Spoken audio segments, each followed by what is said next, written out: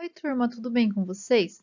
Na aula de hoje, a gente vai falar sobre células que compõem o sistema nervoso, fora, é claro, os neurônios, né? Então, a gente vai falar sobre as células e vamos falar sobre o sistema nervoso central.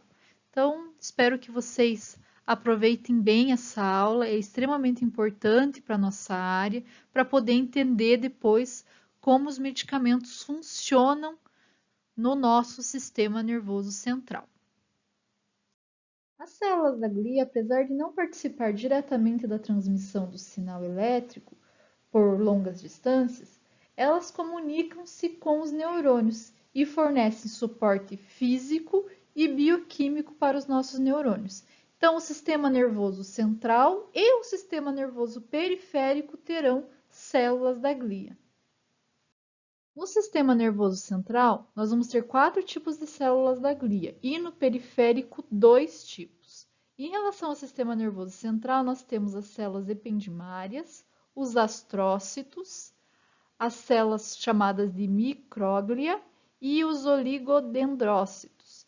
Já no sistema nervoso periférico, nós temos as células satélites e as células de Schwann. Tanto as células de Schwann quanto os oligodendrócitos, eles vão ser responsáveis por formar a bainha de mielina. Então, vejam a importância dessa célula no nosso sistema nervoso. Lembram que eu falei para vocês que se a gente não tivesse bainha de mielina, íamos ter uma dificuldade aí para a transmissão do sinal nervoso? Então, como que é formada a minha mielina?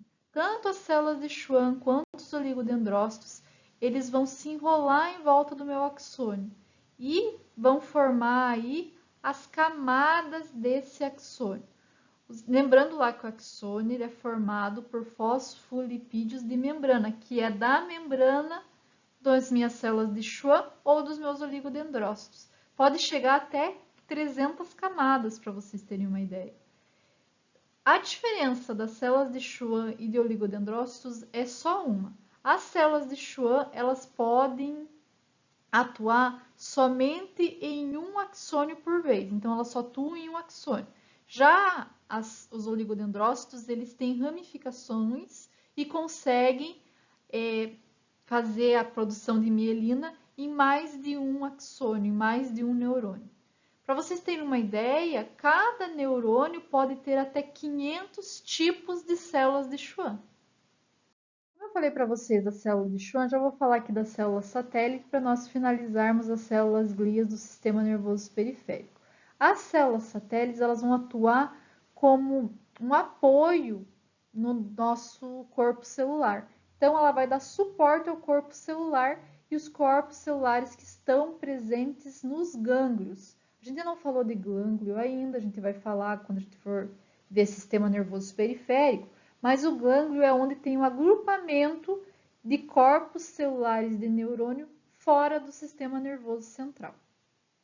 Em relação às células do sistema nervoso central, as células ependimárias, elas são células que são capazes de produzir camada epitelial e por causa disso formam barreiras aí seletiva, com permeabilidade seletiva. E essas barreiras vai dividir o nosso sistema nervoso em compartimento. Além disso, essas células elas conseguem se modificar, elas são fonte de células-tronco. Então, elas conseguem se modificar em outra célula glia ou produzir um neurônio. Já os astrócitos, eles são extremamente importantes no sistema nervoso central.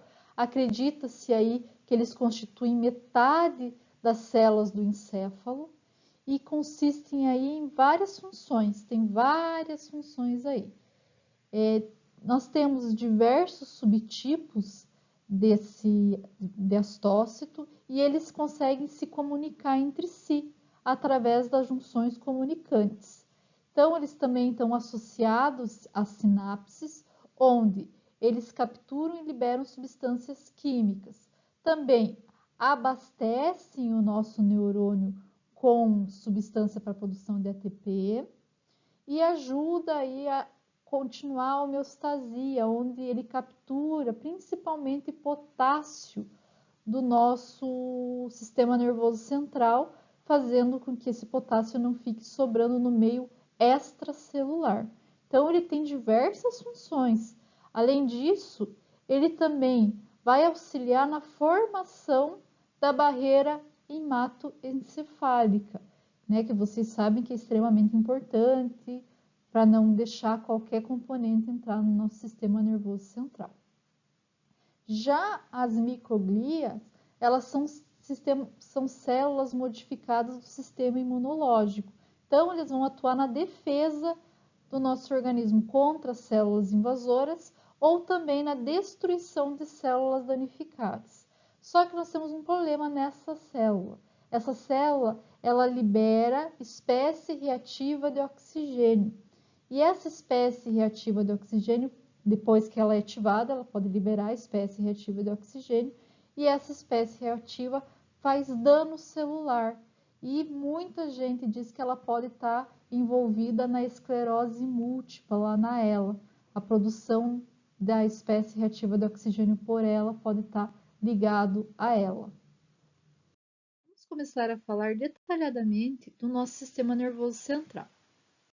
Como eu já falei, vou repetir, o sistema nervoso central e o sistema nervoso periférico vai ser composto por neurônio e células glia.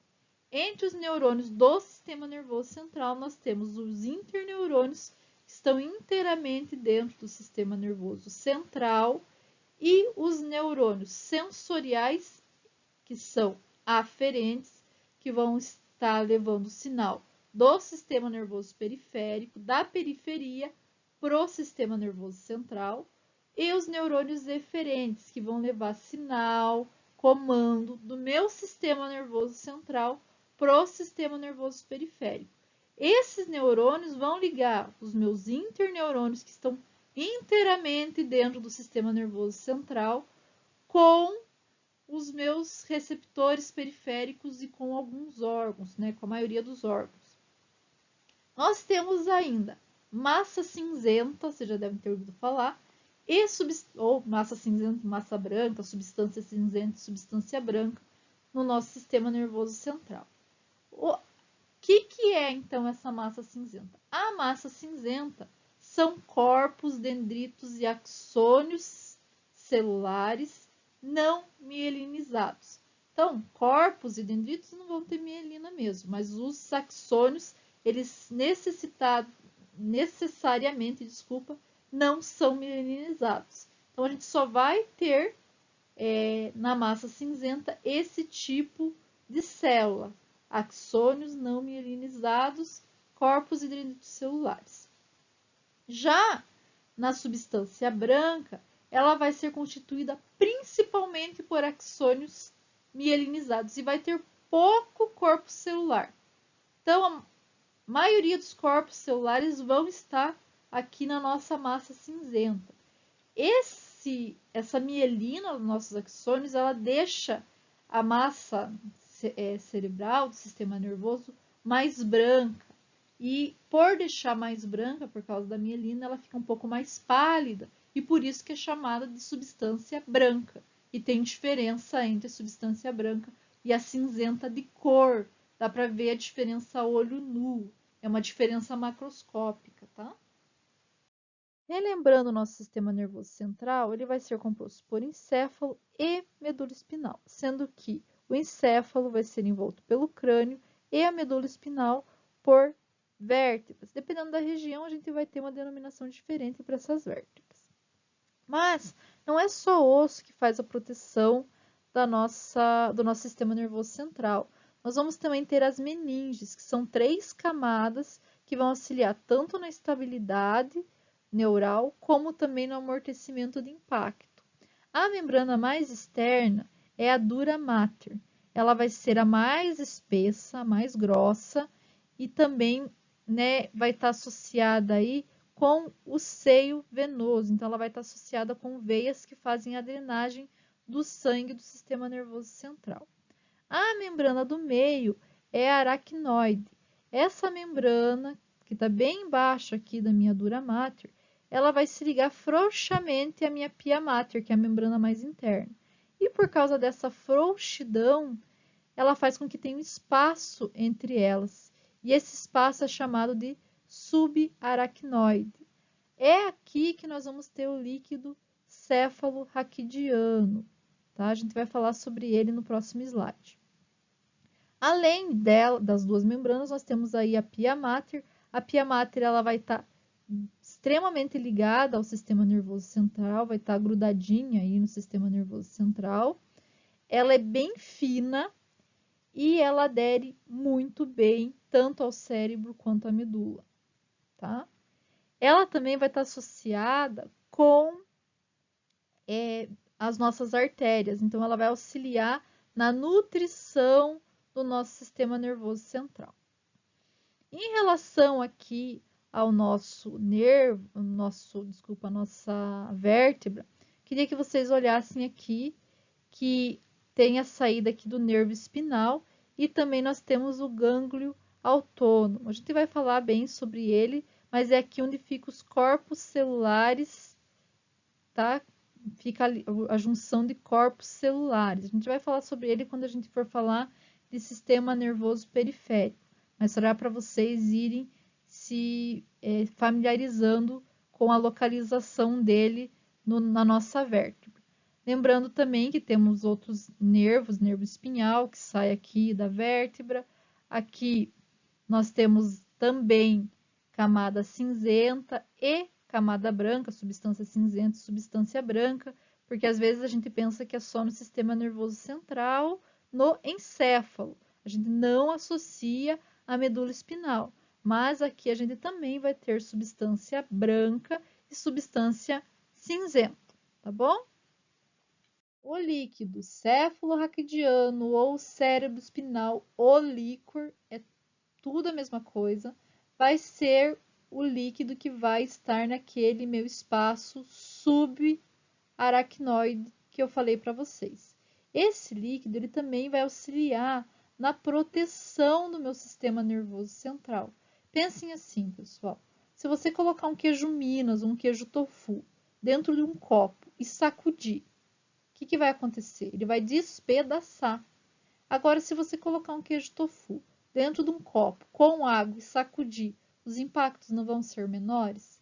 Então, é isso que o líquido vai fazer, ele vai diminuir esses impactos. Então, se vocês quiserem fazer esse teste em casa, para vocês verem a diferença, vocês vão ver que o queijo ele vai ficar menos, né, com menos, vamos dizer, mais intacto se a gente tiver um líquido em volta. Então, ele vai ser produzido aqui no plexo coroide, ele é um líquido salino, tá? Então, ele vai ser produzido continuamente e vai ser transportado por dentro do meu espaço subaracnoide. Ele é extremamente límpido, pessoal. Então, é praticamente água com íons, tá? Ele é uma solução salina. Então, quando ele vai auxiliar muito na investigação de doenças, porque quando ele tem proteína ou alguma bactéria, né, faz aquela punção, vocês já devem ter ouvido falar, e acusou, por exemplo, proteína, quer dizer que está tendo algum problema, né, dentro do meu sistema nervoso central. Por isso que vocês às vezes vêm falar meningite, vamos colher o líquor. Porque se tiver algum problema nas meningites, né, nessas membranas, o líquor ele vai estar alterado, mesmo sendo renovado 3 vezes ao dia, tá? Então, ele vai auxiliar muito aí para que o nosso sistema nervoso central não receba impactos muito grandes. E aqui, ó, como eu falei para vocês, está até um pouco maior essas vilosidades, onde ele vai ser reabsorvido para o sangue, que ele vai ser filtrado e vai para o sangue. Lembram qual que é a camada que fica próxima aqui à parte venosa, que eu acabei de falar para vocês ali? A dura mater. Então, a dura mater, ela tá aqui e passa as veias aqui para auxiliar na filtração desse nosso líquor.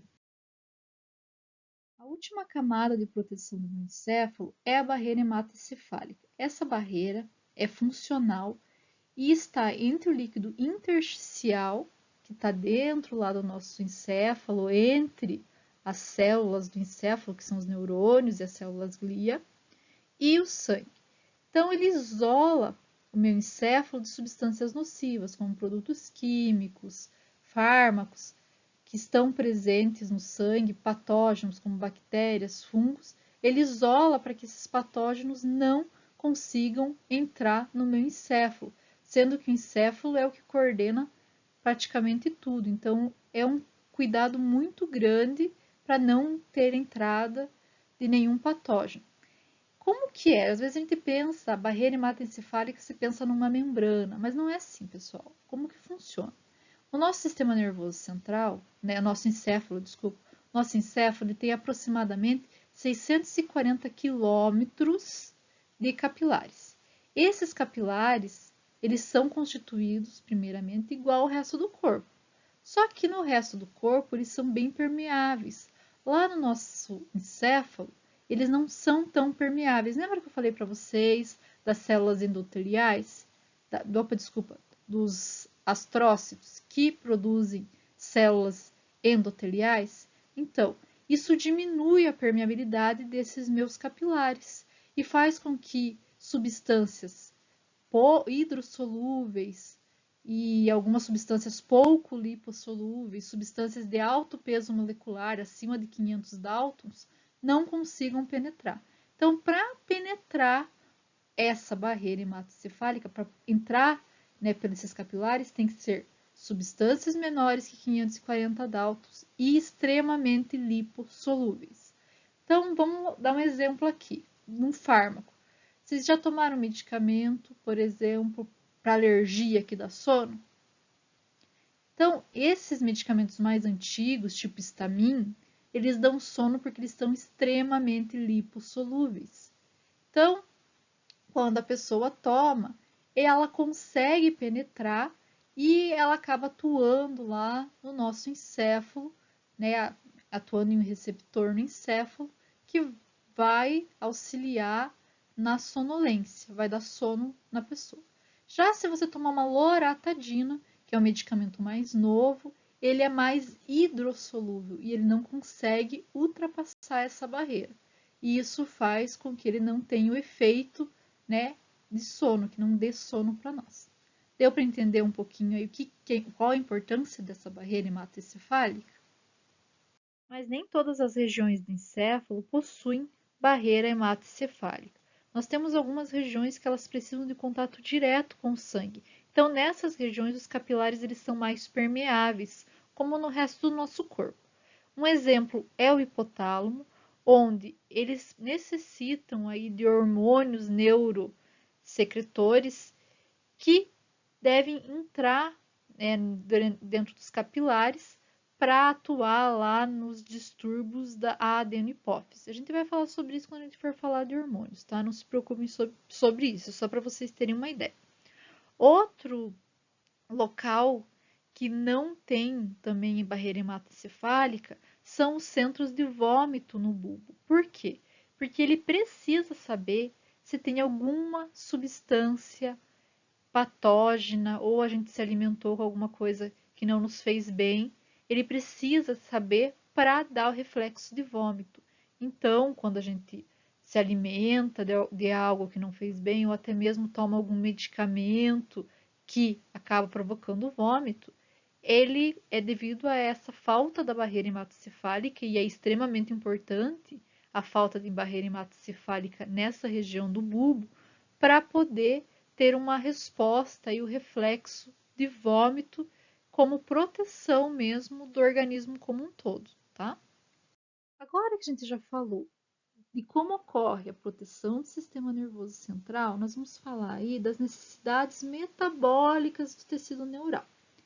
Os neurônios eles necessitam de suplemento constante de oxigênio e glicose para produzir ATP, o qual vai ser utilizado no transporte de íons e neurotransmissores. O oxigênio ele passa livremente pela barreira hematoencefálica, ou seja, ela é permeável ao oxigênio. A necessidade do encéfalo em relação ao oxigênio é tão grande que 15% do sangue bombeado do coração vai para o encéfalo. Já a glicose ela não é permeável a essa barreira hematoencefálica. E ela necessita, então, de transportadores de membrana. Esses transportadores eles vão conduzir a glicose presente no plasma para o líquido intersticial do encéfalo. Em condições normais, os nossos neurônios, eles têm como fonte única de energia a glicose. Então, acredita-se que 50% da glicose utilizada no nosso corpo é consumida pelos neurônios. Então, em condições normais, a gente tem aí de 70 a 100 miligramas por decilitro de glicose. E o nosso organismo ele vai tentar, por homeostasia, sempre ter mais ou menos essa concentração. Quando a gente tem concentrações muito abaixo, tipo 40, 50, a gente vai ter aí uma hipoglicemia. Isso vai fazer com que o nosso sistema nervoso tenha baixo suprimento de glicose e a pessoa começa a ter confusões mentais, tontura, desmaio e leve à morte, igual a falta de oxigênio também pode levar à hipóxia, né? A hipóxia lá no sistema nervoso central leva à morte do indivíduo. Então, são extremamente necessários o oxigênio e a glicose para a manutenção da vida humana. Vamos ver separadamente aqui a medula espinal e depois o encéfalo. Em relação à medula espinal, vamos lembrar lá que ela é a principal via para o fluxo de informação entre o sistema nervoso central e o sistema nervoso periférico. Ela é dividida em 4 regiões, como vocês já viram em anatomia: cervical, torácica, lombar e sacra. Então aqui eu coloquei para vocês, né, um segmento dessa medula espinal. Vocês veem que nós temos aí a substância, ao centro a substância cinzenta e em volta a substância branca. A substância cinzenta nós vamos ter neurônios não mielinizados, mas a gente pode ter também corpos celulares, né, de neurônios mielinizados que estão na substância branca. Pode ocorrer, tá? Então é comum, né, pode ocorrer isso. Aqui, saindo da minha medula espinal, nós vamos ter raízes. Nós temos a raiz dorsal e a raiz ventral. A raiz dorsal, ela vai levar informações sensoriais aferentes, ou seja, informações do meu sistema nervoso periférico para o sistema nervoso central.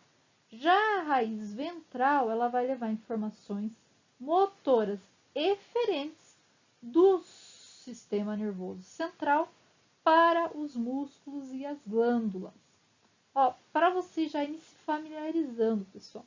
Estão vendo que aqui a gente tem uma bolinha, né? Um pouquinho maior aqui nessa região, que vão ser os gânglios. Então, os gânglios eles vão estar ligados às informações sensoriais, tá? Então, já dá para ver aqui que aqui que os gânglios vão estar na raiz dorsal, só para vocês já irem se familiarizando com os gânglios. A substância cinzenta da medula espinal, ela vai estar dividida em córneo dorsal e córneo ventral. O córneo dorsal, como o próprio nome já diz, vai estar ligado à raiz dorsal, aquela que tem os gânglios.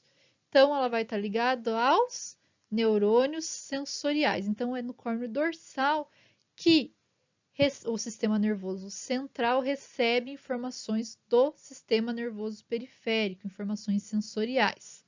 Já o córneo ventral, ele vai estar ligado à raiz ventral e ele vai levar informação do sistema nervoso central para o sistema nervoso periférico, tanto informações autônomas como somáticas, lá para os nossos músculos e glândulas.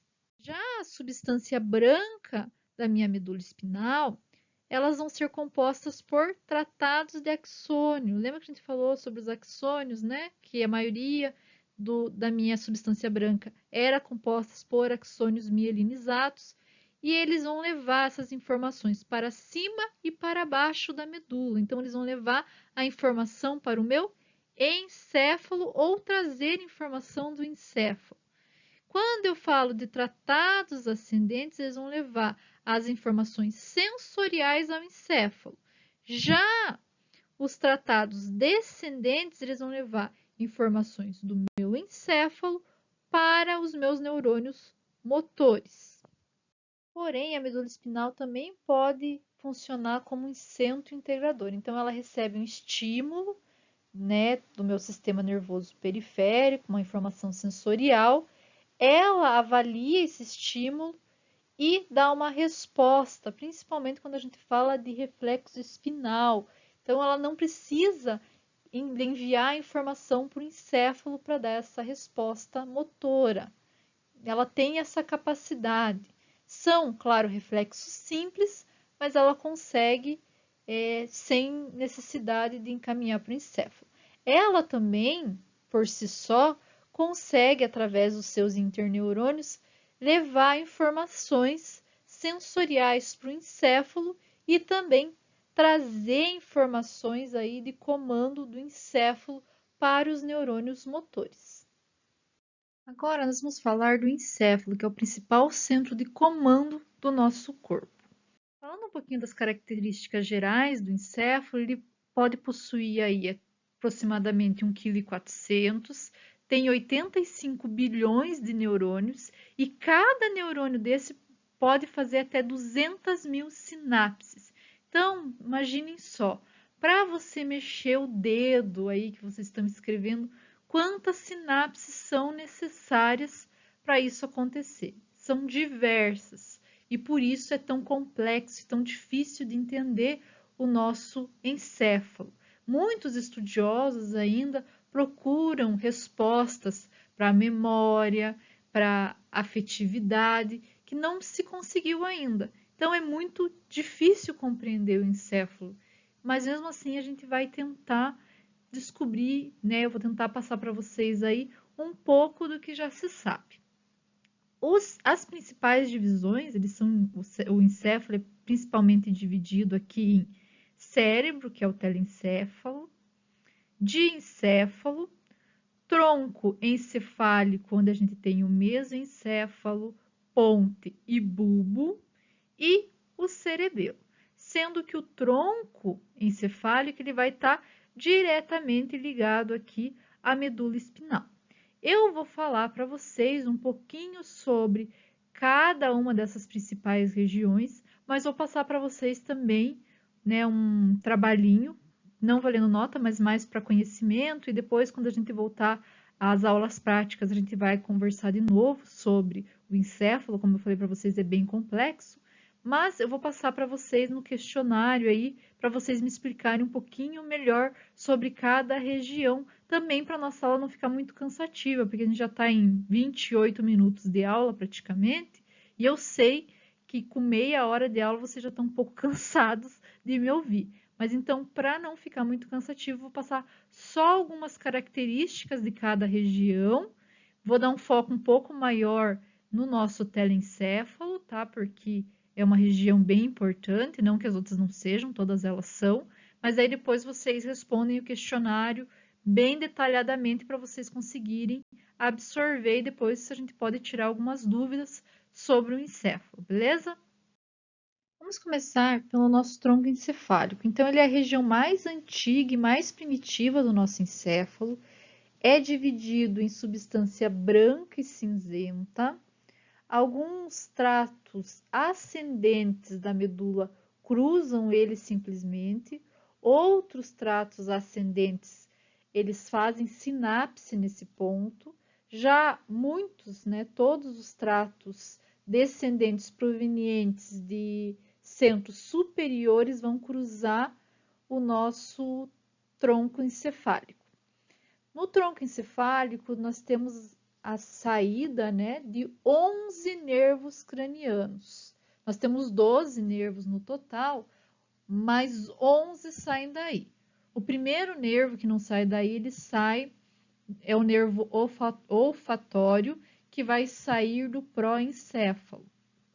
O resto, todos os outros nervos que a gente tem, nervos cranianos, né, eles vão sair do tronco encefálico. Os nervos cranianos, eles podem ser sensoriais, motores e mistos. Então, os mistos eles vão ter tanto fibras sensoriais como motoras. Então, aqui eu coloquei para vocês a imagem, né, do nosso tronco encefálico e da onde mais ou menos sai cada nervo. Mas no próximo slide eu já vou mostrar para vocês qual que é a função de cada um deles. Então, vamos lá. Nós temos o primeiro nervo que eu falei para vocês que sai do proencéfalo, que são os olfatórios. O olfatório a gente só sente o cheiro, a gente não vai levar nenhuma informação lá para a nossa área olfativa. Então, ele é sensorial somente e vai trazer a informação do cheiro, né, para o nosso nariz. O outro nervo, que também é só sensorial, é o óptico, que ele vai levar as informações do que você está visualizando, então, que os olhos estão visualizando. O nervo oculomotor, ele vai ser e o troclear, eles vão ser os dois responsáveis por movimento dos olhos, sendo que o oculomotor, ele também vai atuar aí na pupila e na formação do nosso cristalino. Já o músculo trímero, ele é misto.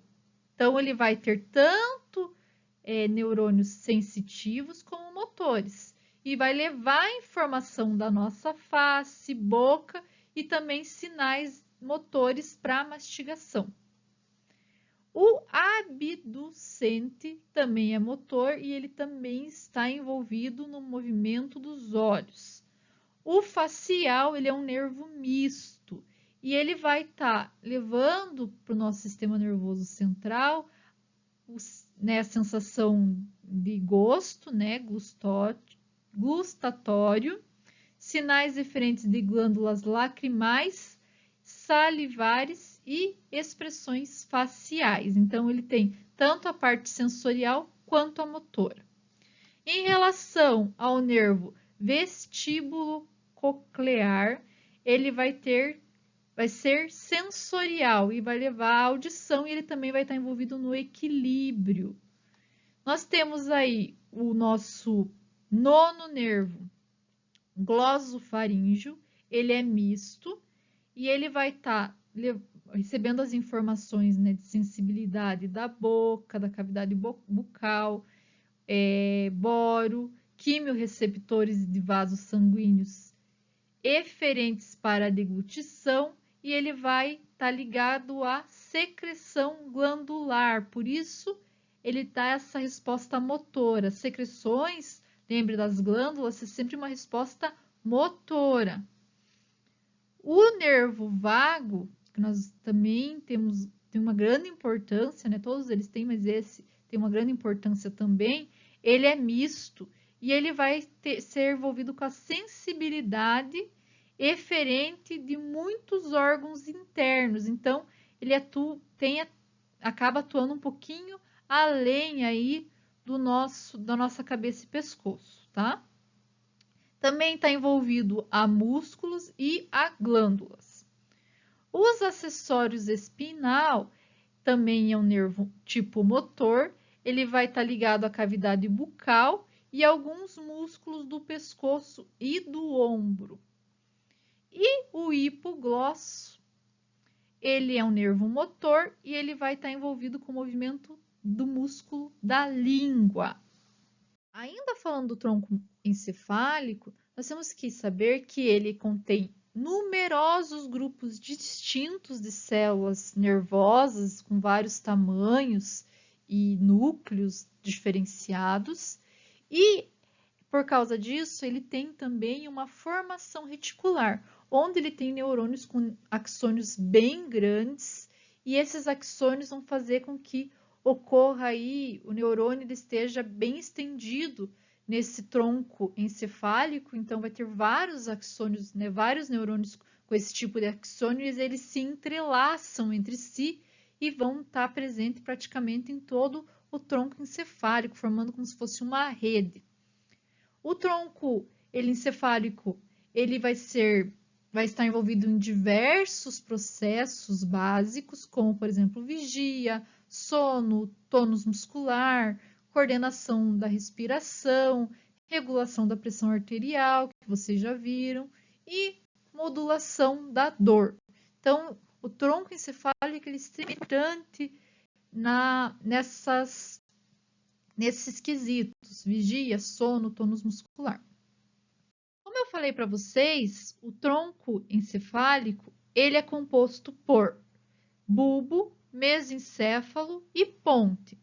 O bulbo ele é o que fica na porção terminal do nosso tronco encefálico e ele vai estar ali bem próximo à medula espinhal. Então, ele vai ser a transição da medula espinhal e o próprio encéfalo. Ele fica bem nessa região aqui. Nós vemos aí o nosso bulbo, essa região que eu estou apontando aqui para vocês, tá? Ele possui tanto substância cinza quanto substância branca. A substância branca vai ter tratos somatosensoriais ascendentes, então, que levam sinal para o sistema nervoso central do sistema nervoso periférico, né, que seria também aí sinais sensoriais, isso a gente já falou bastante, acho que estão até cansados de ouvir sobre isso, e trato córtico-espinal descendente, que leva do encéfalo para a medula espinal. Cerca de 90% dessas fibras do trato corticoespinal, elas vão cruzar aí o nosso bulbo e eles vão cruzar numa região chamada pirâmide, que fica bem nessa região aqui, ó, que eu estou apontando para vocês, essas duas regiões. E por causa dele cruzar aqui, que vocês com certeza já ouviram falar e devem estar pensando assim, a professora não falou isso até agora, mas eu vou falar. É por causa dessa pirâmide que o nosso lado esquerdo do cérebro comanda o direito do corpo e o lado direito do cérebro comanda o lado esquerdo do corpo. Então, por isso que ocorre o cruzamento dos lados. Então, o lado do encéfalo comanda o outro lado do corpo, por causa do bulbo, então por causa das pirâmides presentes no bulbo. Já as substâncias cinzentas do bulbo, elas vão incluir núcleos que controlam muitas funções muitas funções involuntárias, como pressão arterial, respiração, deglutição e vômito. Já a ponta ela fica entre o bulbo e o mesencéfalo. E ele recebe esse nome ponte porque ela atua como uma estação transmissora, retransmissora de informações entre o cérebro e o cerebelo. Por causa disso, muitas vezes eles acabam agrupando ela juntamente aí com o cerebelo, mas a gente vai ver ela separadamente, que é o modo mais correto, tá?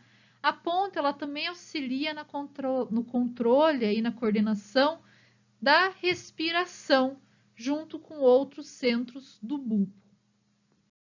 A terceira região do nosso tronco é o mesencéfalo. Ela é uma região bem relativamente pequena quando comparado com as outras regiões. Ela fica situada bem inferior ao nosso diencéfalo e ela tem como principal característica, como principal função, controlar o movimento dos olhos. Mas ela também retransmite sinais de reflexo, auditivo e visual. Já o cerebelo, ou pequeno cérebro, que é o significado dele, é a segunda maior estrutura do nosso encéfalo. E ele está ligado ao movimento. Então, a responsabilidade do movimento do nosso corpo é ao cerebelo, é ele que é responsável por isso. Ele está localizado bem atrás do nosso cérebro, né? E ele está um pouquinho acima da nossa nuca. E ele tem uma função, né, especializada que é processar as informações sensoriais e coordenar aí a execução do movimento. Então, ele que vai dar a resposta, por exemplo, se você tem que pular, correr, é por causa dele que a gente consegue fazer a movimentação. As informações sensoriais que vêm para ele é através de receptores somáticos da nossa periferia do corpo, né? Ou receptores de equilíbrio que estão na nossa orelha interna. O diencéfalo, que é conhecido como entrecérebro, ele fica bem no meio do nosso encéfalo, tá, pessoal? Ele fica ali entre o cérebro, cerebelo e a nossa ponta. Então, tá bem nessa região aqui. Ele vai ser composto por tálamo, hipotálamo e também por glândula pineal e glândula hipófise. As glândulas eu vou deixar para a gente falar quando a gente for falar de hormônio, porque senão fica muita coisa e vocês vão acabar se confundindo. Mas o tálamo e o hipotálamo eles têm funções extremamente importantes. O tálamo ele vai receber todas as fibras sensoriais do trato óptico, das orelhas, da medula espinal e também de informações motoras que vêm do cerebelo para enviar para o cérebro. Então, vai passar por ele. Ele vai modificar ou não essas informações, então ele atua como um centro, né, receptor aí, que pode modificar ou não, e vai levar as informações processadas aí para o cérebro. Já o hipotálamo, nosso hipotálamo, ele tem tantas funções que daria para se fazer uma aula só sobre hipotálamo. O hipotálamo, ele é o principal centro de homeostasia do corpo. É ele que vai falar que a gente está com fome, com sede ou saciado, então a culpa da gente comer é dele, brincadeira. Mas ele é extremamente importante. Ele vai estar ligado à liberação de hormônio, vai estar ligado à sudorese, ao tremor. Ele é, sim, realmente muito importante para o nosso organismo, é extremamente importante. Também vai estar ligado às funções reprodutivas, tá? Ele tem várias funções, principalmente porque ele comanda as secreções de diversos hormônios. Principalmente, a gente vai falar sobre isso, principalmente da hipófise. A gente vai falar sobre isso quando a gente for falar de hormônio, mas já vão se familiarizando com esses dados. O nosso cérebro, ele vai ser dividido em dois hemisférios. Então, olha aqui nessa imagem, você consegue ver hemisfério direito e esquerdo aqui também. Então, ele vai ser dividido. Além, claro que não é dividido totalmente, né, pessoal? Tem aqui um corpo caloso que vai fazer união do cérebro e tal. Mas, em vista exterior, ele vai estar dividido. Ele vai, né, esses hemisférios, eles ainda vão ser divididos em 4 lóbulos: frontal, parietal, temporal e occipital. Vocês já viram isso em anatomia, não vou entrar em detalhes, só para relembrar vocês sobre isso.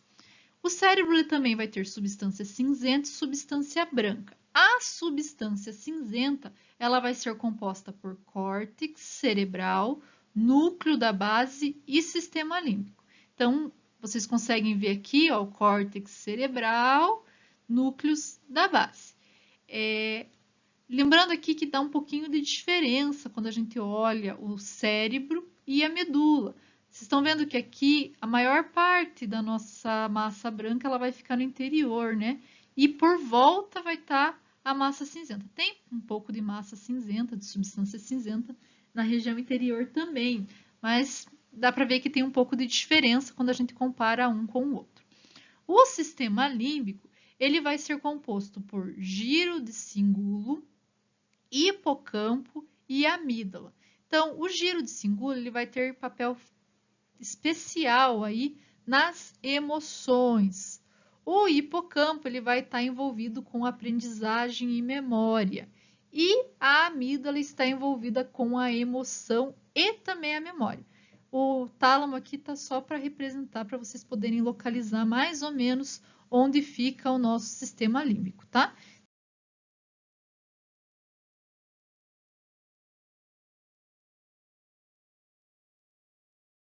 Já a substância branca, como eu falei para vocês, ela vai estar ao contrário lá da medula espinal, ela vai estar no interior aqui do nosso cérebro. Então, aqui os tratos de substâncias brancas.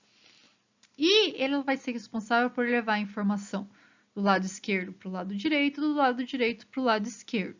Por exemplo, ele pode levar informações aqui do córtex neural do lado esquerdo para o lado direito. Estima-se que aqui nesse corpo carnoso passe mais ou menos 200 milhões de axônios, tá? Então é muito axônio, né? Vocês conseguem imaginar que é bastante. Então ele é bem interessante, é bem importante na transmissão aí de informação dentro do cérebro. Então, pessoal, por hoje é só. Espero que vocês tenham compreendido a aula de sistema nervoso central. Eu sei que é bastante informação. Eu tentei dar uma resumida, uma enxutada para não ficar tão difícil. Se tiverem alguma dúvida, me mandem mensagem, me mandem e-mail. Estou esperando vocês me mandarem e-mail, se precisarem de alguma coisa. E provavelmente semana que vem, quando eu for falar de sistema nervoso periférico, eu dei uma relembrada sobre as funções do sistema nervoso central para auxiliar vocês. Mas é extremamente importante responderem as questões que eu estarei mandando junto com a aula, tá bom? Muito obrigada e até semana que vem.